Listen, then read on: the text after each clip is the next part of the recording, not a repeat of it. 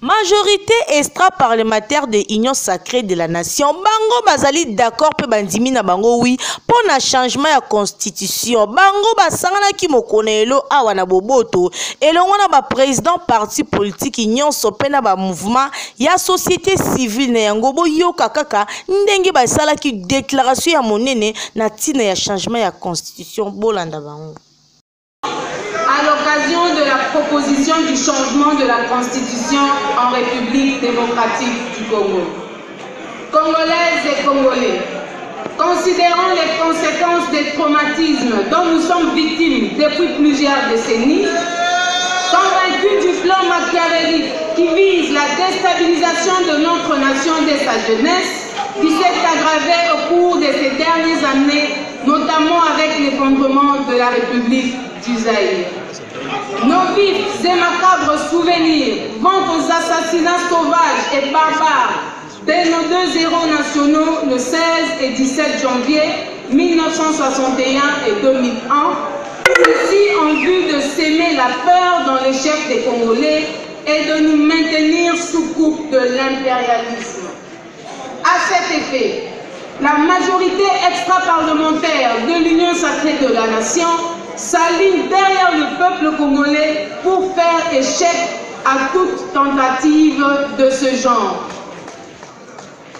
Chers compatriotes, sachant que les questions relatives à la Constitution sont avant tout d'ordre existentiel d'une nation. Il est vrai que nous avions voté au référendum la Constitution de 2006 dans l'unique but de réunifier notre pays fragilisé par les activités des belligérants. Convaincus que nous avons le droit d'exister en tant que nation et le devoir de choisir en tant que peuple selon notre histoire commune, nos cultures, nos croyances, nos valeurs, notre dignité, nos propres aspirations, nos droits sur les ressources naturelles et d'en jouir. Cependant, la Constitution actuelle est loin de rimer avec ces éléments ci-dessus.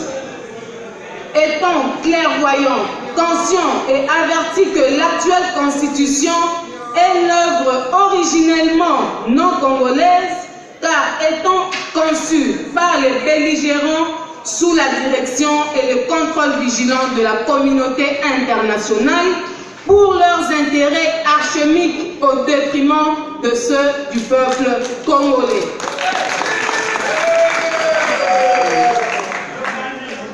Eu égard à ce qui précède, la Constitution en vigueur pose de sérieux problèmes de fond, notamment 1.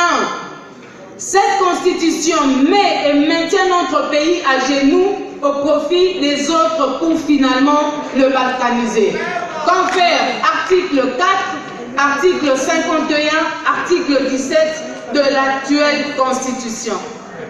Elle entretient et organise les clivages ethniques, tribal, clanique et racial, source incontestable de guerres, tueries, violences et foyers de tensions vives et latentes dans notre pays. Confère article 51 alinéa 2 et 4. La Constitution actuelle écarte la loi Bakajika qui consacre l'État comme propriétaire des terres, du sol et du sous-sol. Cette Constitution en vigueur favorise les étrangers au détriment des nationaux, notamment par le pillage de nos ressources. Elle encourage la misère du peuple congolais en autorisant aux étrangers la pratique du petit commerce et autres activités réservées uniquement aux nationaux. Confère article 35 de la Constitution. Cette Constitution en vigueur bénit les hautes trahisons de la nation en favorisant la prise des fonctions stratégiques par des étrangers et consacrant ainsi l'impunité. Confère article 10. Cette Constitution en vigueur ne fait aucunement pas allusion à la superficie de notre pays qui est de 2 345 400 km² depuis 1885. Une parcelle non lotie est soit empiétée, soit occupée par un tiers, ou soit carrément ravie, confère article 1 de la Constitution. Cette Constitution en vigueur consacre la surinstitutionnalisation du pays à des fins vainement budgétivores.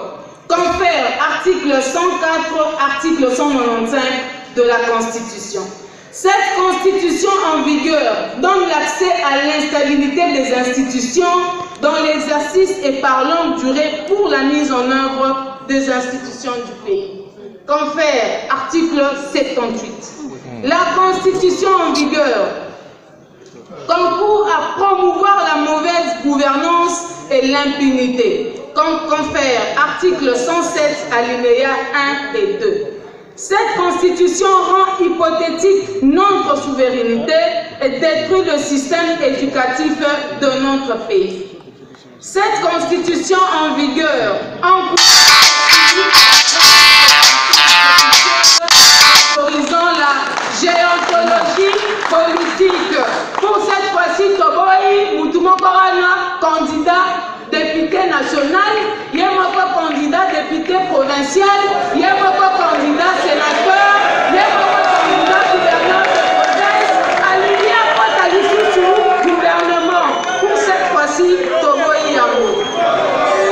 Cette Constitution en vigueur, elle a été piégée par ses rédacteurs pour faciliter l'infiltration de nos institutions.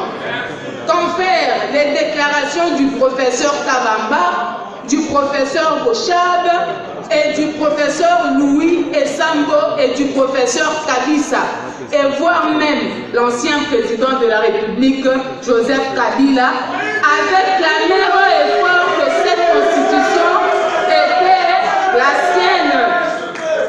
Elle rend corrompues les autorités du pays car elle est taillée sur mesure des intérêts des belligérants et de leurs mentors avec des individus non mandatés par la population congolaise.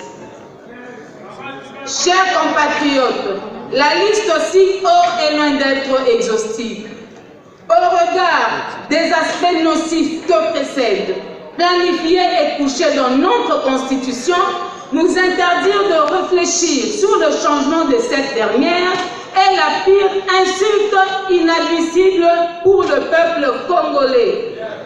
Étant donné que la problématique de toucher à la Constitution est redondante, car déjà posée par le régime politique précédent, considérant que le président de la République, son Excellence Félix Antoine Tshisekedi Tshilombo, chef de l'État, est le seul mieux placé à maîtriser la voie du salut pour la nation congolaise.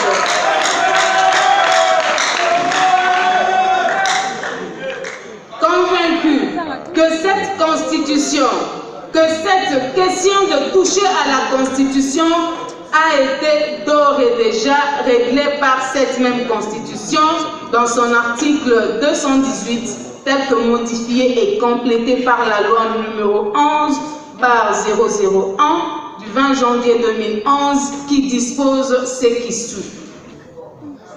L'initiative de la révision constitutionnelle appartient concurremment 1.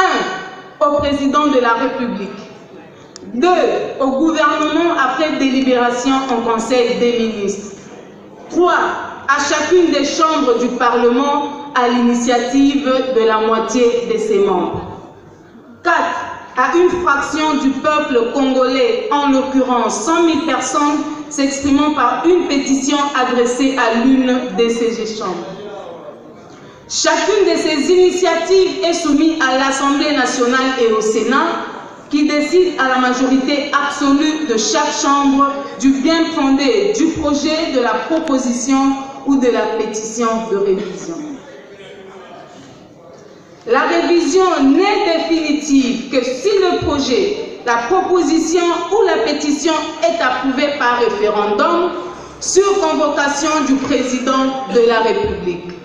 Toutefois, le projet, la proposition ou la pétition n'est pas soumis au référendum lorsque l'Assemblée nationale et le Sénat réunis en congrès l'approuvent à la majorité des 3/5 de ses membres. N'en déplaise à certains de nos compatriotes qui se battent bec et ongle pour que soient maintenus ces tests constitutionnels en vigueur, pleins d'imperfections dangereuses. Tant mieux pour eux, c'est leur droit, c'est l'essence substantielle même de la démocratie. Néanmoins, nous savons absolument au service de qui ils roulent. Nous, membres de la majorité extra-parlementaire de l'Union sacrée de la nation, persuadés que la gestion efficace à venir de la République démocratique du Congo sera à coup sûr avec le changement de l'actuelle constitution qui constitue un instrument de prédation au bien-être de notre peuple. Déclarons officiellement à la face du monde notre rejet de la constitution de 2006 et son remplacement par une nouvelle constitution adaptée aux réalités congolaises. Pour 2 ans